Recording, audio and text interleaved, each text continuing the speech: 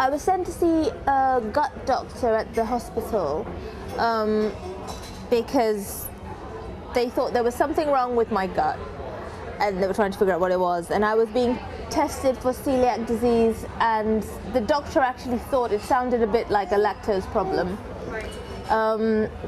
But I was sent to a dietitian through them, and she put me on a number of diets, one of them being a milk diet, the other one being a bread diet. And it was quite hard. It was great having loads of milk, but I was so ill. And eventually we eliminated quite strongly everything and realized that lactose was one of the problems. Then they decided to give me a lactose hydrogen test. You take the lactose and they measure your hydrogen. And within minutes we knew. Well, I kept going to the doctor all the time complaining, but nobody took any notice.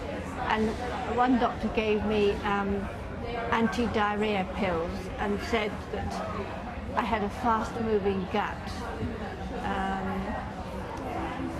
My mother was a celiac, but even saying that, I don't think they took any notice of my being lactose intolerant. Well, I realised myself that there was something wrong, and just through process elimination, like I'd assumed that it must be something I was eating rather than I had some other kind of condition. So I was observing more on what I was eating, and then as I was reading up on various conditions, one of which seemed to be quite similar to lactose intolerance, I then had milk the following day and observed all the symptoms resurrect themselves in me. And I realised at that point that I should go and see a doctor and actually get properly tested, and that's when I had the breath test, the sort of powder and breath test for.